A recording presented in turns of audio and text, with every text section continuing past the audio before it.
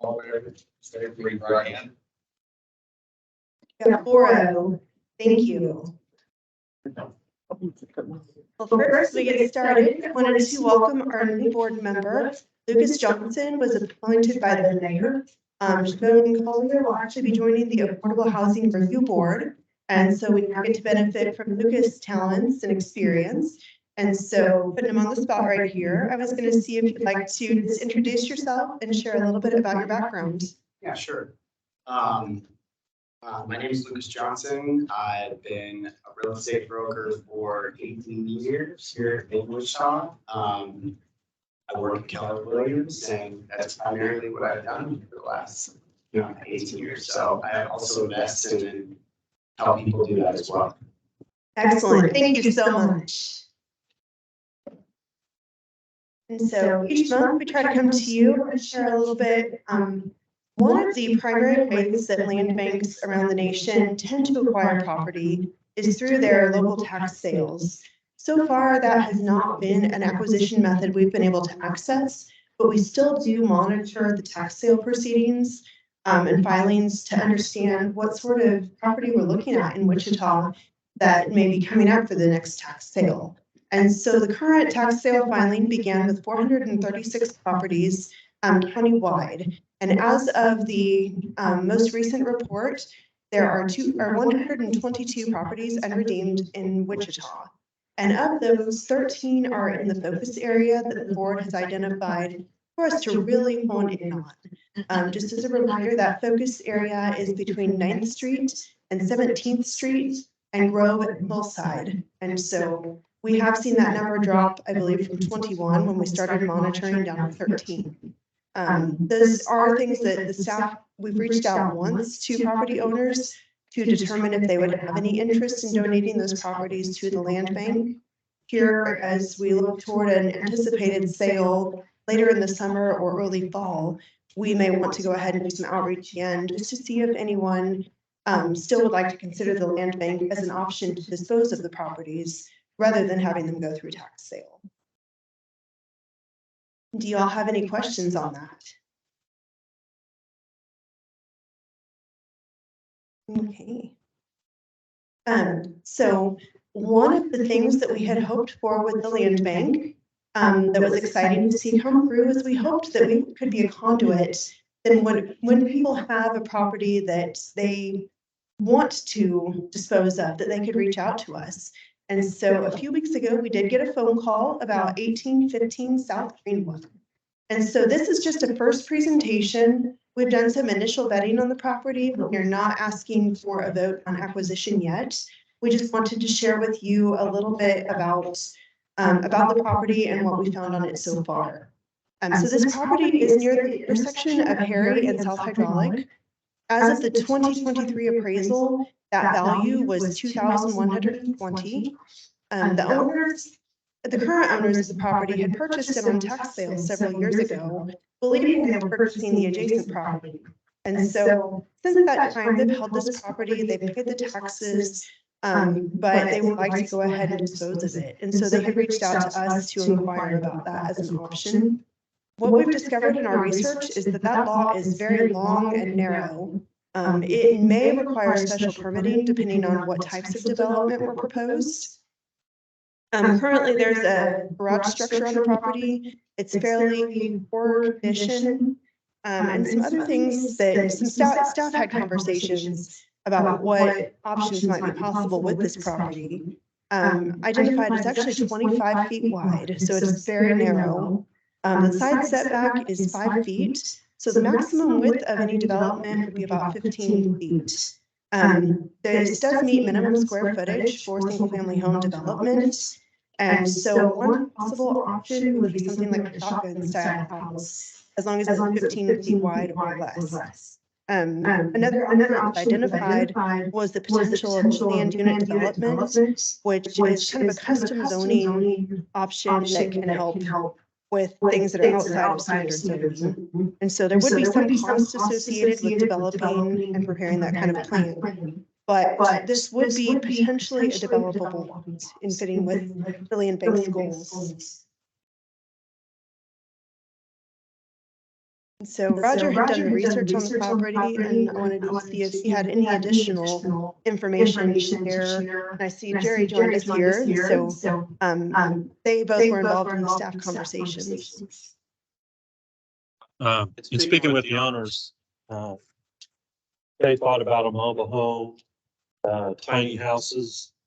They could get a variance from the 5 feet to 3 feet, which would make it a 19-foot build instead of a 15. But they've owned it for about 10 years. They bought it with the thought that, as Sarah said, the adjacent property was with it, but of course it is not.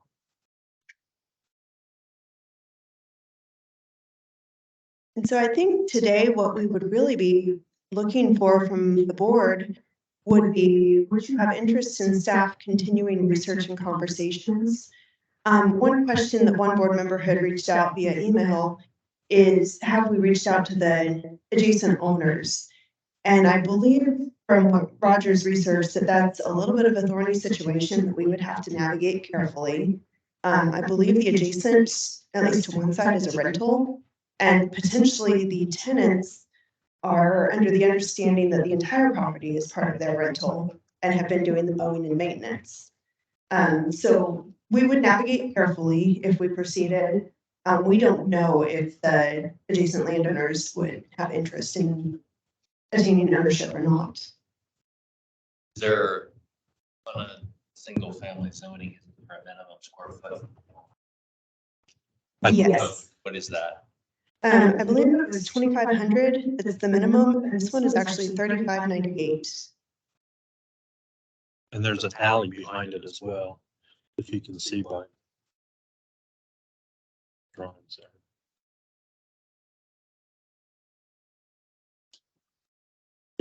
Put a mobile home there?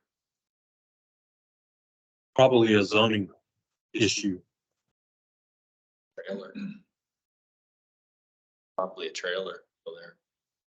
And we thought about tiny houses, and that opened a can of worms with a bunch of, staff.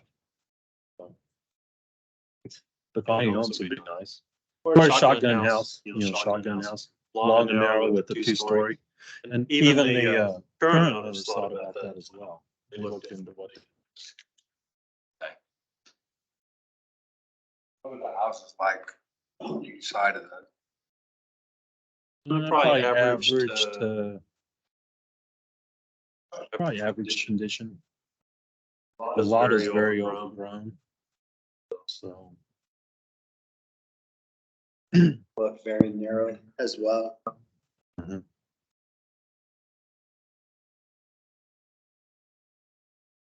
And the street is just a block west of Hydraulic.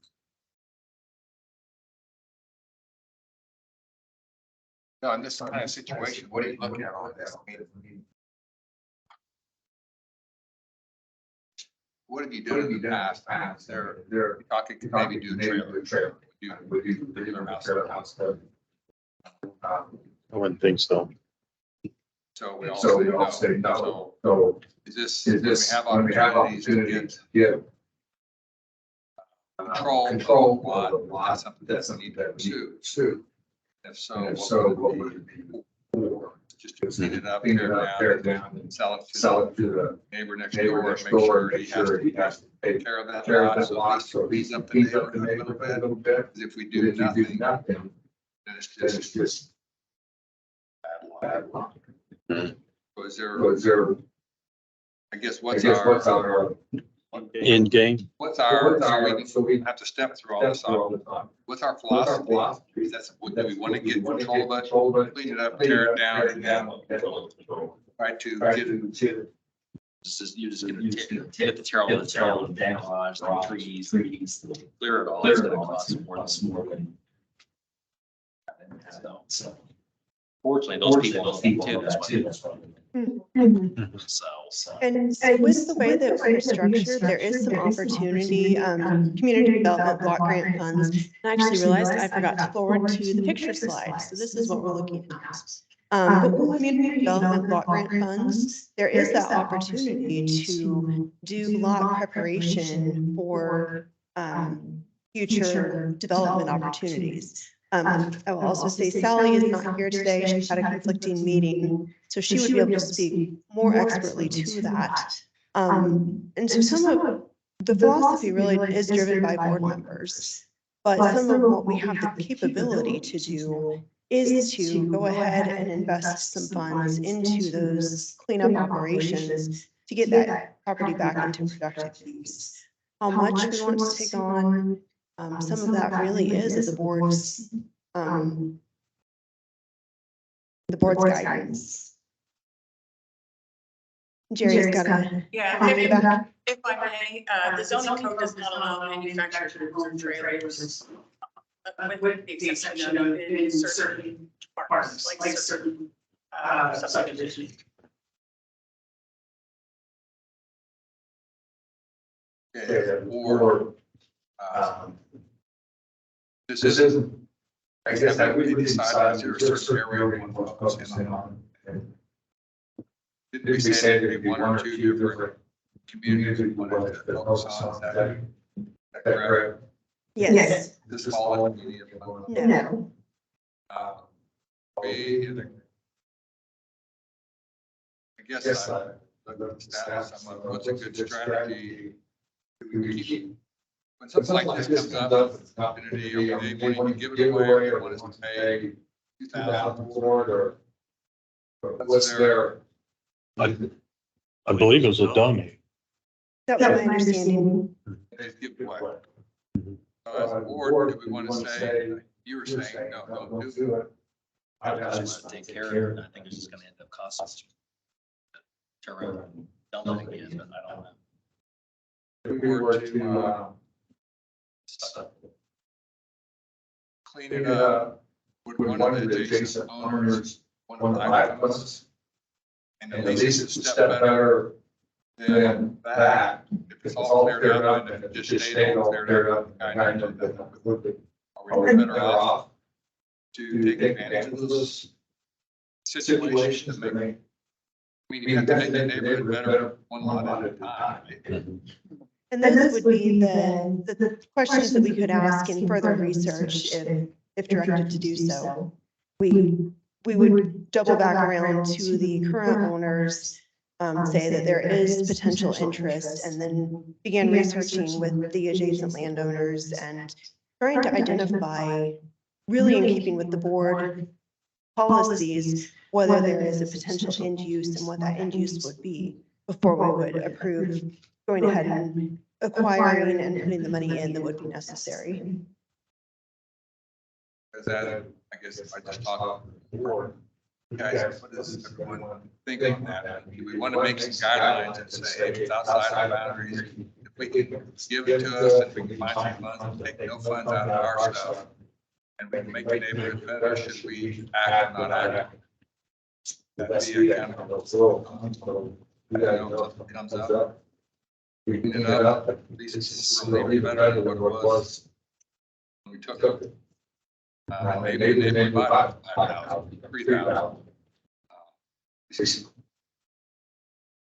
And that's actually something else that I was hoping to discuss in the coming, or this meeting or in future meetings, is how do we want to look at pricing structures? I think that's something that's not yet outlined within our policy. And so it's a good time, now that we've acquired one set of properties and have another that's come in through the pathways that we're hoping to establish, it's a really good time to start looking at those logistical things.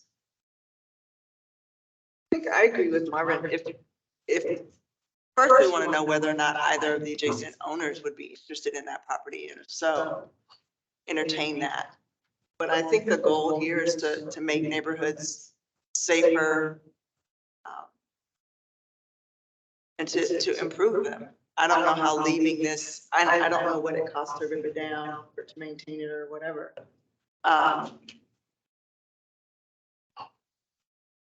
Negligible costs, I'd say get rid of the structure. And we can go ahead and get a, get an estimate on what that would be looking like too, so that we can present an entire package of what considerations to help you guys to make a decision. So I'm assuming that this garage lot one of the neighbors before the owners, and they just decided to let it go and not pay the taxes on the lot because they didn't want to mess with this. I'm assuming that it belonged to one of those houses, right? We haven't researched the history. I mean, but that's that would probably- be a plausible story. So they probably were one of those people that probably doesn't want it. So that leaves you with that landlord rent. So I don't know if he'd want it because just more to take care of, but. That's a good assumption. Is the landlord to the north or the south?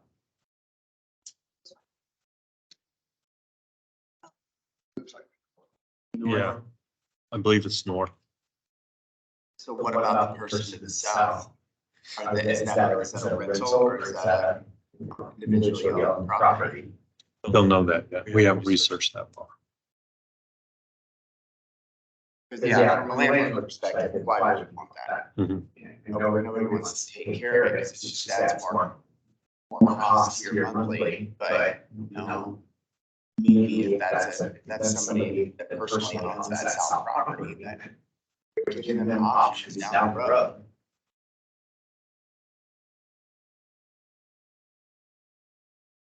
Is that wrong? Or we're hanging off. Rubber landlords are pretty straight. Maybe it's the door giving it the perception, but it's that side looks like it is. So more for $100. It feels to me like we need more information. We want to know what it would take to tear it down. We want to know You voted in John 200. who belongs to it. John for 200. And we would certainly be able to do that if that was the board's directive. To bring back more information. And so any questions that you all would come up with, I would say probably within the next week, we can go ahead and try to research and bring back additional information for our July meeting. She'll drive over there and look at this building. See what conditions it's in from the surround view. Yes. I own the house down on the corner. So. House. That's somebody breaking. Anyway, that's all. Anyway. I'll look at it. Okay, and I don't think action is necessary on this one. We'll do further research and bring back more information next month. So if this is one of our districts that says we're, and this is something we want to aggressively. Yeah, because we're saying, hey, maybe some else to it. Or that kind of general thought to think about that thing that comes up in our two areas. One area, right? Focus on. You said on the funds that we had, if they donated, you said that we keep there's funds somewhere to get to clear that space. Yes, so actually last week we had in our office monitoring us, assisting us with community development block grants, monitoring, and we were also able to ask some questions. And so we got some very helpful clarification.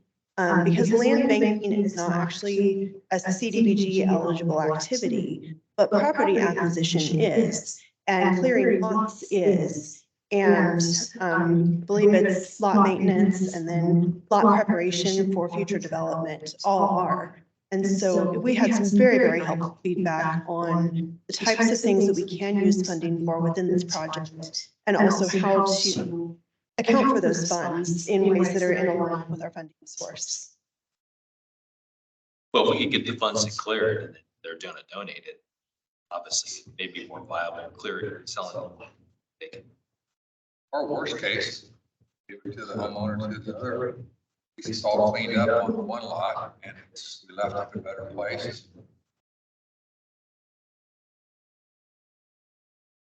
I'm gonna look for a favor down the road. Another property. And I think in many ways that really is, land banks are not typically income generators. They tend to operate at a loss. But with the idea in mind that over the long haul, they're really good because they get the lots cleaned up and they get them back in serviceable, productive use. And so we will continue to research on this and bring back some numbers and some additional information on whether there would be interest from either side, from the property owners on either side. Thank you, guys.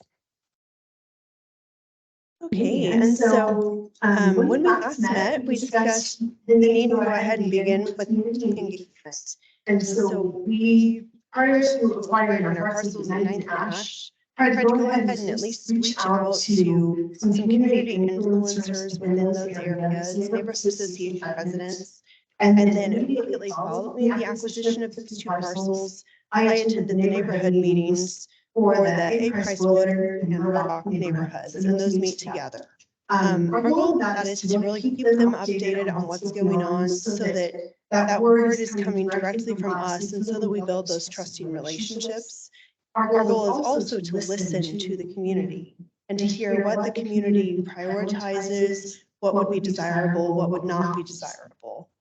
And so I attended in April, and then we actually went back in May, a team of 4 of us, including myself, Lance, Roger, and Logan, to discuss a little bit more about some of the programs that we offer through Housing and Community Services, as well as the Land Bank, and what opportunities the Land Bank can be utilized for. Because really, we're a tool that is able to help to work to connect properties that are in need of productive use with developers with neighborhood end goals. And so my hope is that they'll feel comfortable with repeated conversations in coming to us and bringing ideas and opportunities, notifying us when there might be properties or parcels available. And so I wanted to report back to you all on some of the discussion that we had at that neighborhood meeting, and just some of the feedback that we received. What I would say is the demographic reflected there is long-term homeowners who are deeply invested in neighborhoods. Most of them are seniors, retirees, and they care deeply about their community. I think there was more of an interest in what types of things can they personally access as they're living on fixed incomes in their retirement years. Economic development, certainly they have a stake and a vested interest in what types of things happen around them, but also wanting to know how can we help them directly. And so as we discussed the type of development that would be seen as helpful or productive in the neighborhood, one of the big things that came up was senior housing and the idea of either single, well-built, small single-family homes or a small-scale multifamily, really up to quad-sized units. Anything bigger than that, they feel would not necessarily be in line with the community as it is right now. Similarly, affordable multifamily housing up to about a quadplex that would allow whether disabled or seniors or first-time home owners to be able to remain in that neighborhood and continue the sense of community that's there.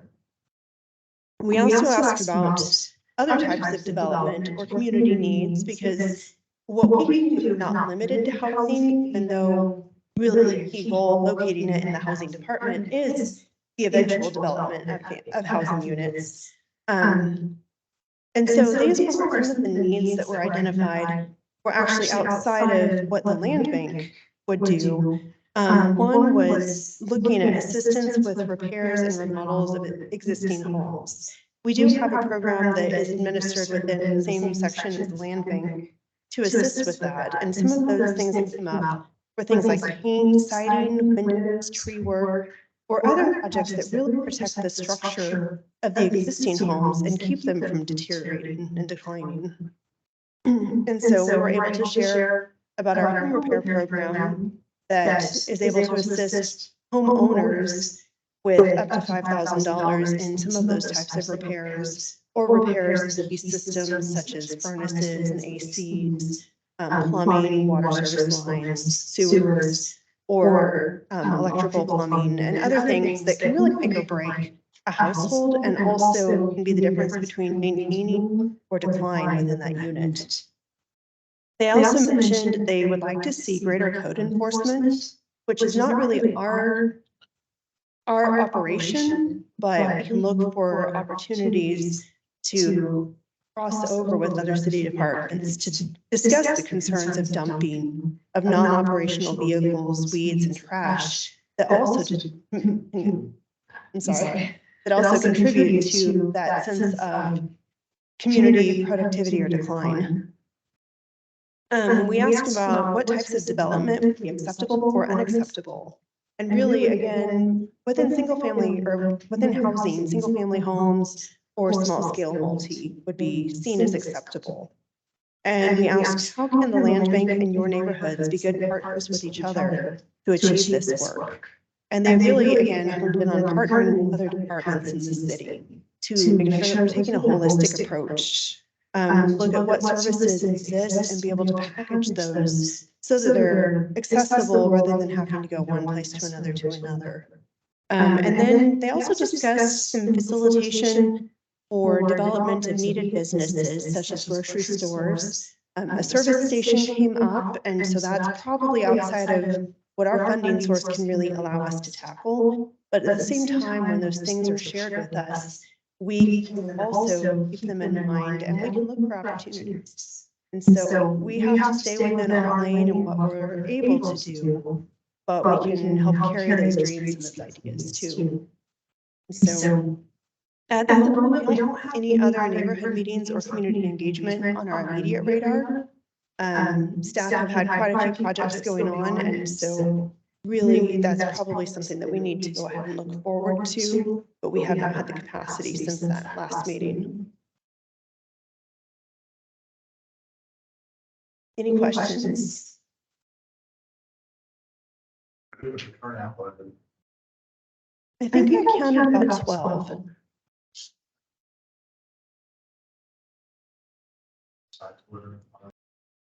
I don't know that number. I think fairly decent sized neighborhoods, especially A Price Woodard. And so A Price Woodard strategically overlaps with our focus area. These first two parcels we acquired are slightly outside of our identified focus area. And so they're in A Price Woodard, but they meet with Murdoch because there's a lot of commonality. So Murdoch is not technically part of our focus area, but it's a good area to begin building relationships. You have a Woodard area, how many? You have the breakdown of what's owner occupied versus these. Don't believe we do. But we could. And we can write down these questions and come back with the answers.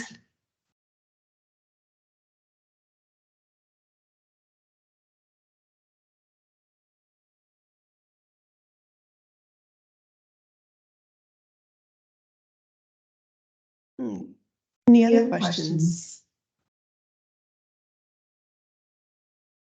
So I wanted to also discuss professional groups, and this actually came out of a conversation that I had with Alex, to really talk about how do we go from us, researching, seeking out parcels. There will probably always be some of that, to turning the tide and helping to raise awareness at the land bank with professional groups such as real estate associations or others within the industry. And so an idea that he had broached was trying to host some sort of a gathering for real estate agents to be able to do an informational session and share about the land bank, about its goals, about what types of properties might be good fits for what we're considering. And so I wanted to bring this back out because some of these are actually places where staff, we are very limited in what we can do. All of our funding for this project is grant funding. And so there are a lot of things that we're not able to do in terms of facility rentals, providing food and beverage, things like that. And so I wanted to see just what kinds of opportunities or connections board members might have that we might be able to leverage to begin a couple of these conversations with strategic and professional groups. I think one of the groups we could initially start off is the Realtors of South Central Kansas. They're just down Kellogg in Maine, and they have a facility there that I'm sure we could utilize. Sheila Rumsey is the CEO there. I think it could be an event that we open up not only to realtors, but that's Thursday before land. That'd be my organization approach, so they kind of reach. Thank you. Realtors of South Central Kansas. We go by RSC. One of the reps is right. Yeah, I represent RSCK. We'd be happy to host something like that. Just let me know. I can talk with Sarah, get a date, my time. We can do that. See, bring it to the board meeting and make connections. That Facebook.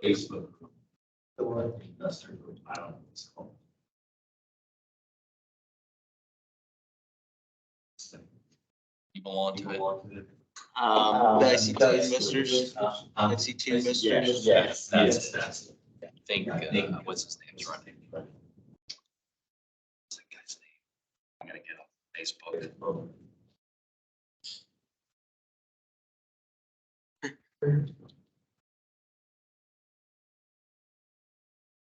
It's a matter of space, the whole like it all with that. Always have meetings over there at that lab. Nice. Cooper Labs. Had a pretty good turnout last time. Sarah can talk. Yes, and I can certainly make those outreaches. It's helpful to have the warm handoff there, but those would be things we'd be glad to coordinate and bring to the groups if the groups would be able to do some of the outreach and promotion of those events. But really, this where this needs to go is community wide, and these would be great opportunities for it.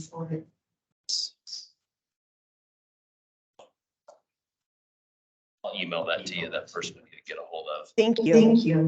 It's that.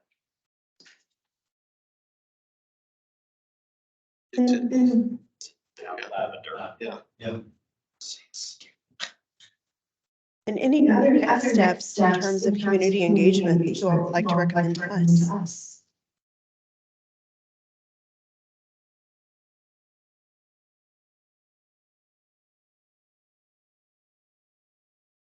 Obviously, any areas that we begin looking at parcels, we will also try to reach out similarly to DABs and to community associations. We have quite a bit of information on neighborhood association, contact information and meeting times from some of the other projects that have been worked. And so we want to do that outreach. Also, over time, we do want to do outreach to all of the different districts. A lot of it is just kind of measuring urgency of need versus staff capacity at this point in time. I was gonna ask Sarah, do you all have a kind of a routine community engagement calendar? Are there things, targets that you try to hit every year, 4 or 5 things that you all plan to do? We don't yet. I do know one thing that as a department that has been done is that we have an annual action plan for our community development block grant funding. And so they do go to each of the district advisory boards with that as part of the community feedback process. Beyond that, I think a lot of it has really been project specific. And this project is not really mature enough that we've developed that yet.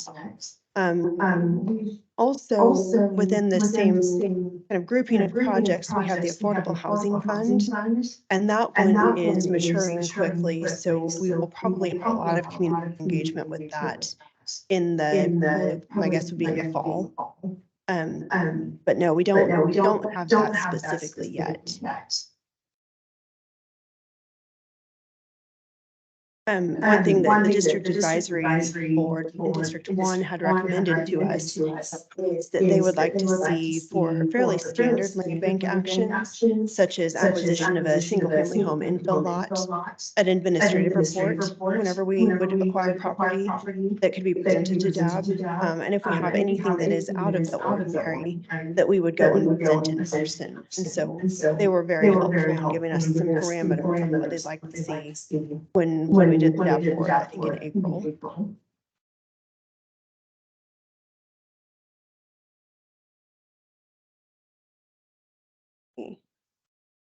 Also, I wanted to share some updates on property maintenance and some of the work we've been looking at disposition procedures. First, as far as property maintenance, I know Roger has been driving by whenever he's out and about and just making sure that everything still looks good. That property actually is previously, because it was a city-owned property before it was a land bank property, was on the city's mowing contract. And so we evaluated whether to move it to the public housing mowing contract, which is within our department. And at this point in time, it was easier to leave it where it is. So we're just changing how that is being billed. And so we are paying for the mowing and maintenance, but we left it where it was for purposes of not taking that contract apart in pieces. But Roger's been monitoring just to make sure that we are fulfilling our word and that we are good property owners within the community and that we don't allow the weeds to get too high or to trash dumping or things like that.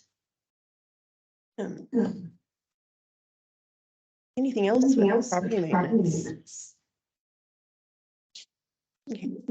The developers, we've had a conversation with one of our nonprofit developers who we think could be a potential candidate for development of this property. It was a really good conversation, just getting staff in the same room. And one thing we heard from them at that point was that really a lot of their activity for development is subject to the availability of our home development loan program funds. That is through our federal home grant, which is a similar but different from CDBG. And so once again, that program actually falls within the same staff grouping. We are going to be hiring a new employee, I believe, set to begin July 10th, who will administer that program.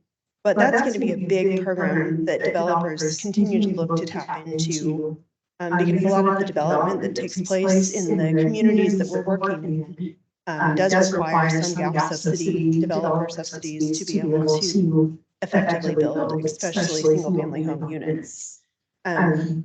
We don't really know yet the viability of whether somebody would look at single or multifamily. We haven't gotten that far in the conversations, but we're beginning that outreach. And also, Roger had gone through a list that we have of developers and individuals who are interested in our public housing, single-family homes. And I think we found that we have 30-some true developers within that list. And so we'll be pulling that grouping out and sending land bank information to that group, in addition to some of our nonprofit developers or TODOs or groups that we've typically worked with on a lot of public housing development.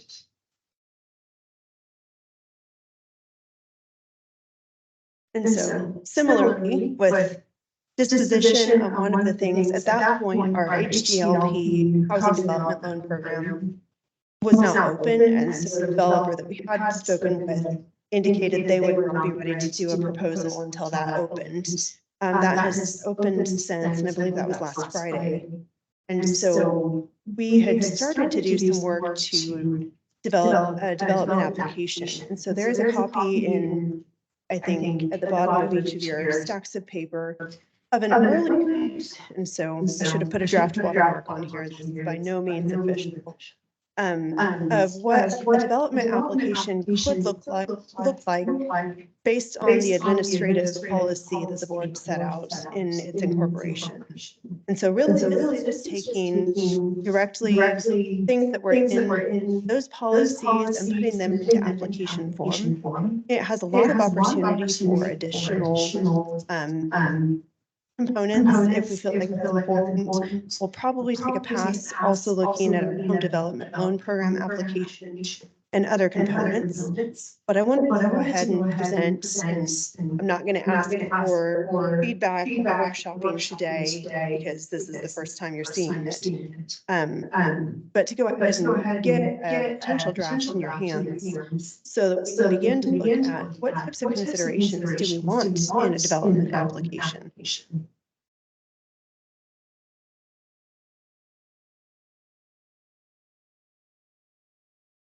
I think one thing that might be interesting, I don't know how pertinent it is, if the developer has experience in that particular neighborhood. Kind of the same ethos that we have here, that we've identified a neighborhood, we want to focus on that space. Is this developer doing that same type of thing?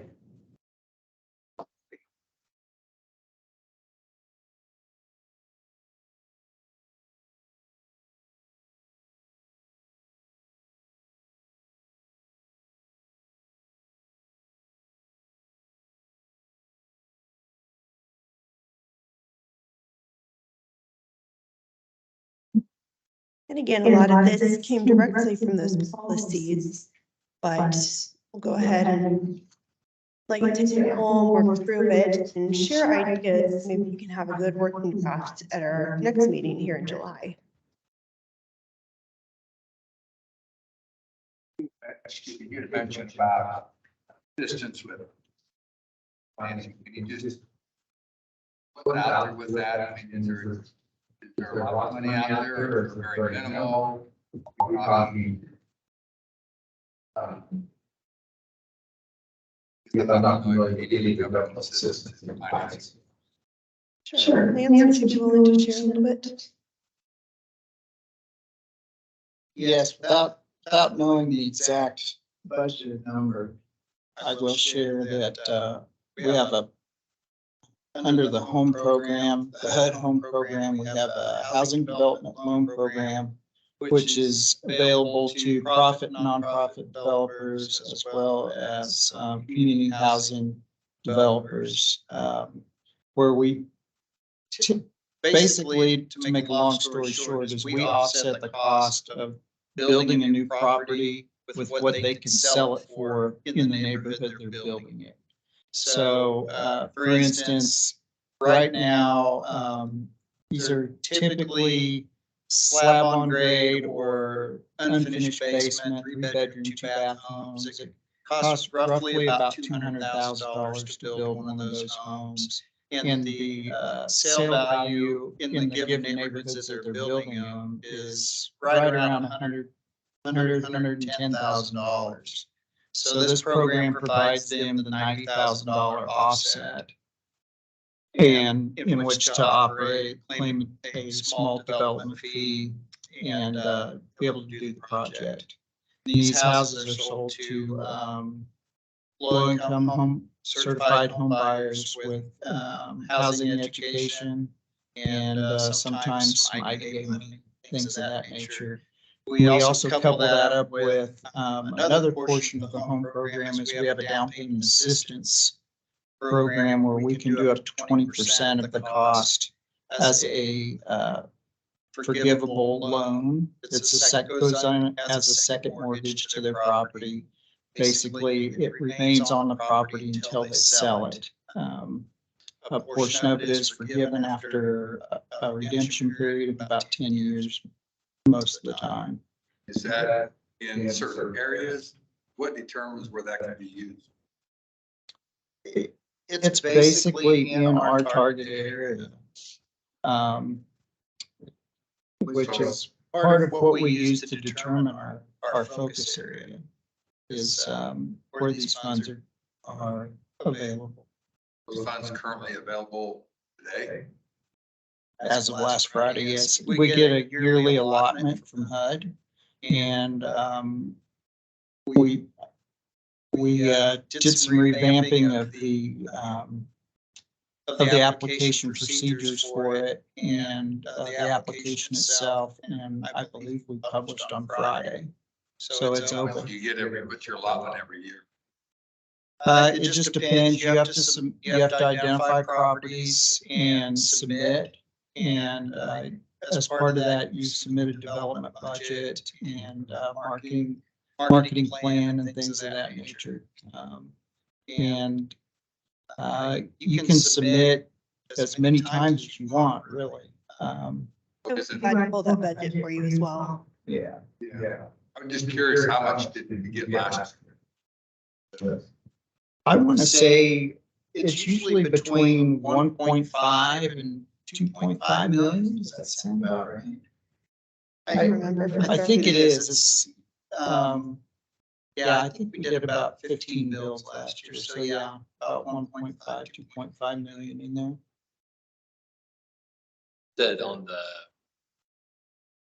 somebody had a house that was 200,000, said they were building now, said they would finance 110. Said, They would sell it for 110. It costs them 200 to build. They only have the ability to sell at 110 because that is what it will appraise for in that neighborhood. And so, so we provide the $90,000 difference. so that would be, you said they would have to low income, afford it. Low income certified buyer, yes. So on, 80%, uh, I believe 80% area median income or less based on the household size, and that's set by HUD. Yes. because I mean, on 110,000 at the current rate with taxes and insurance, that's about $1,000 payment. So is that in guidelines to low income, $1,000 payment? It depends. I'm just asking, I don't know what the guideline is for low income. Is that what low income is, $1,000 a month for the payment? Is that Well, in the guidelines, or is that out of the realm of how much they can afford? well, they would have to be able to qualify for a market rate loan mortgage. Right. And, so it just depends. It depends on their household size, their income, things of that nature. Is there a threshold that in order to get That's to what get this loan, you have to be under a certain income? yeah, that's what I'm Yes. asking, under a certain. What is that certain income you have to be under to do it? So it's based on household size, and then HUD calculates the area median income for each household size. And that cutoff is at 80%. So I think for a household of 4 that's coming in, am I thinking about 65 roughly? Yeah, about 65,000 for a family of 4 right now. That's considered low income, Mhm. not much higher than I thought it was. And the other thing I would say is that Habitat for Humanity is a heavy developer within that program, and they finance their loans at 0%. And so that is a key equation within at least their program in terms of helping make it work. Gotta have vacant ground to do that. Yes. Yes. Can you take an existing house, remodel it, and then sell it to them? And then, and once again, if they bought it for 60,000, they put 100,000 in it. Does that work for resale homes as well as new homes? The HUD program allows it. Currently, we are only doing the infill new construction, but we're exploring other opportunities. If you don't lose your money, if you don't use your money, do you lose it? Carry that forward and once you get your funds? Us as the housing authority? I don't know, we use it. We good. Yeah. It's been a long-standing program. We seem to exhaust it about every. And I would say something else that is coming down that will be exciting is the Affordable Housing Fund. Same staff administration, but this is originally was going to be $5 million in federal ARPA funds. And when we first were evaluating what we could and couldn't do within that funding source, we found that actually some of the things we wanted to do and were politically desirable here in Wichita, we were not going to be able to do. And so through some maneuvering, we've gotten those funds actually swapped out with some other COVID-related expenses in the city. And so those funds are now free and clear for the Affordable Housing Fund. We are working to do final revamps on that policy. It will closely mirror the home program and then our home repair program, but with some different focus areas in mind. And so that rehab of existing structures will be one of the things that we really look at as eligible for the Affordable Housing Fund. And so the beautiful thing about all of these programs is that we're exploring how to make them overlap where feasible and where practical. We don't necessarily want to create a stack with home funds and affordable housing funds, but we then have 2 funding pools with slightly different opportunities, both of which could go into the kinds of things that the land bank is doing. So lot of behind the scenes looking at how can we get to yes, what is possible. And so we need to have more on the Affordable Housing Fund tool probably in August in terms of final program policy for that one. But rehab of structures will be key as we also work on disposition of our public housing units and trying to get those back into the private market. And then looking at how do we assist when we know there is maintenance and work needed. The hope is that certainly some of the investors who would buy those might be able to tap those funding resources to get the structures really nice, livable, and what we want to see in the community. It'd be nice for developers, investors to have a place to go. If they wanted to do things, be a collective point, financing, any kind of assistance, makes it simple. Setting meetings, figure out, it's kind of, there's just a couple of months. But it's just a lot of the parts that seems like it only takes a lot of time. It wouldn't hurt. What is the program? How can we make it happen? Easily, not complicated. Easily complicated is an option. That would be very. Yes. And I think that's really where the building up of this staff team, we're all within a year new in these roles, and these are very complex programs. But that's where the bill is desiring to go, is to be a one-stop resource to understand and be able to administer all of these different programs and help people to navigate what are the options and how do we get through that paperwork.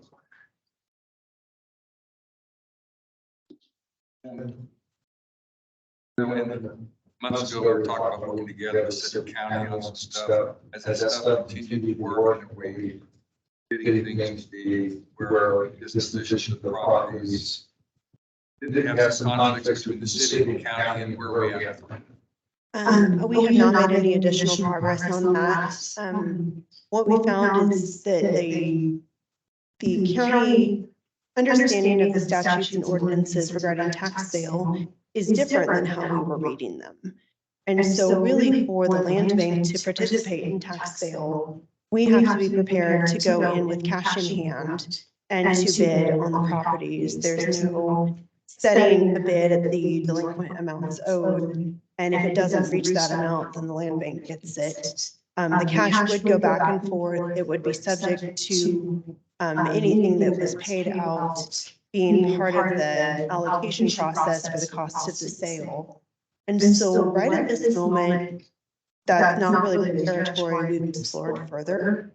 We did recommend to the council that it might be advantageous to look at some of that being in our legislative policy for next year, and potentially also looking at what other land banks in the state experience with that, and how do we make sure that land banks that do have that opportunity are not harmed by any advocacy that we would do in that realm.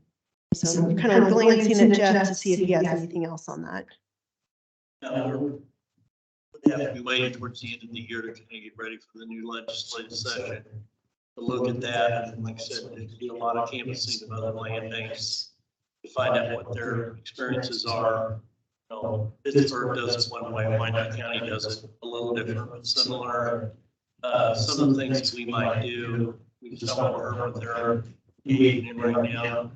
But there are some, you know, the county does not want to own any properties. So that's where the problem is. They do it in a way where they don't actually own the property. And therefore, there's no way for us to be able to get a direct deed from the county to the land bank on a given property. We have to go through the motions like we're just a regular bidder. And that's very cumbersome for us. You know, how much money do we go over there with an option scenario? We'd have to have pre-approval of the amount. So it just doesn't work well there. I encourage you to keep that on a fast track because we can do have all this other structure in place. we can't acquire properties properly, waste of time. It's kind of a critical point. And, if that runs the legislation periodically and not quickly. So we want to make it different. We can do that. We can continue moving that forward. A lot of policy agendas are formed through the late summer months, and so those are conversations we can continue to have. So, see, and really we're kind of right into other business and open discussion.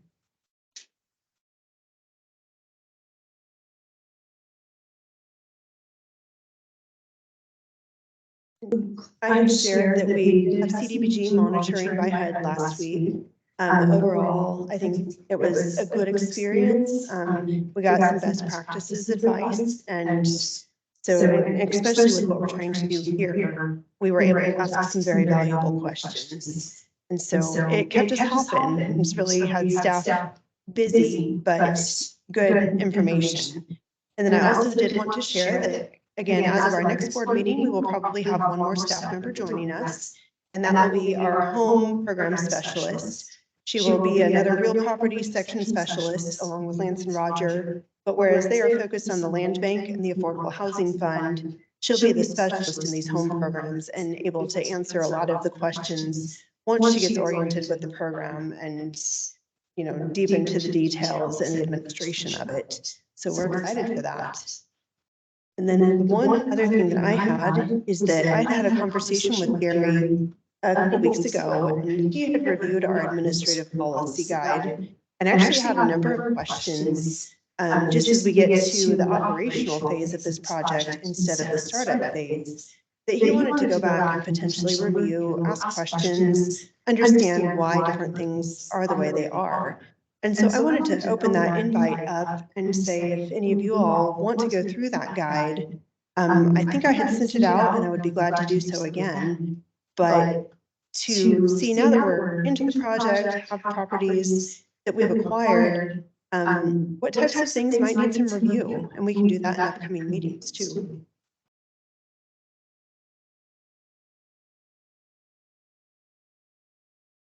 Any additional other business or open discussion?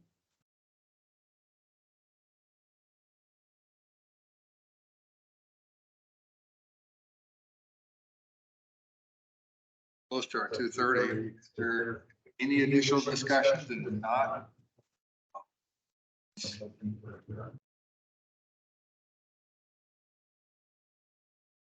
For motion. So moved. Meeting adjourned. Excellent, thank you.